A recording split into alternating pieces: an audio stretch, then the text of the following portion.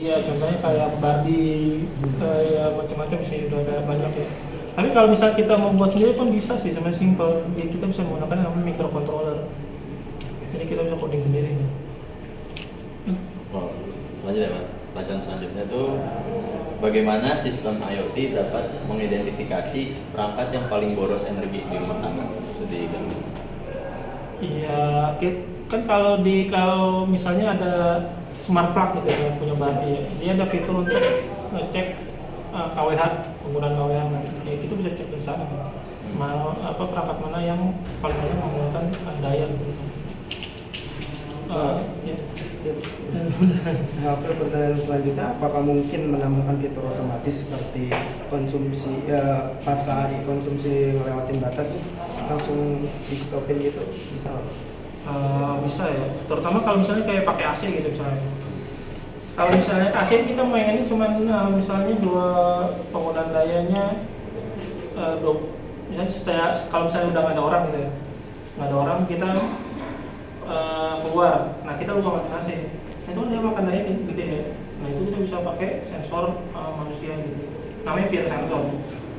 Jadi peer sensor dia detek panas ya, bisa hewan bisa manusia. Nah kalau sudah tidak terdeteksi, nah itu kita bisa mengirimkan perintah untuk mematikan AC. Jadi, nah untuk ini pertanyaan ini dah.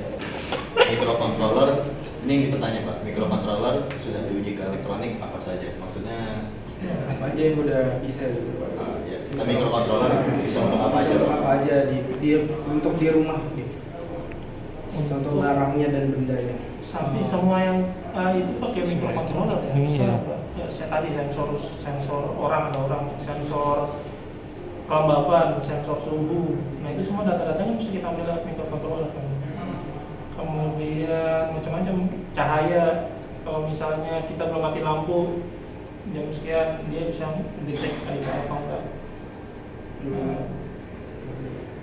Oke, pertanyaan selanjutnya, gimana sih sistem IoT dapat membantu banget nih untuk di rumah menghemat biayanya itu gimana Pak dengan cara Iya. rinci? Tadi sih kalau misalnya kita punya konsumsi daya berlebih gitu, misalnya kita mau ngecek konsumsi daya berlebih, nah kita bisa pakai perangkat IoT tadi, dia kan sensornya biasanya sih volt, tegangan sama arus ya, kan dia kan ngecek berapa penggunaan penggunaan. Nah kalau misalnya melalui batas, dia bisa mengirimkan ke warning gitu, lewat WhatsApp atau apapun. Nah atau bisa langsung direct aktuatornya jalan, aktuator itu tahu ya? Iya. Nah aktuator itu dia kan menyalakan infrared gitu, misalnya infrared ngirim sinyal ke AC untuk mati gitu, atau kalau TV belum mati dia kan langsung infrared ke TV untuk matiin dan seterusnya. Berarti remote universal. Iya. Ya, Next ya Pak. ya. Ya jadi kan sistem IoT itu ya internet ya Pak, berarti Oh. menggunakan wifi lah, Ya.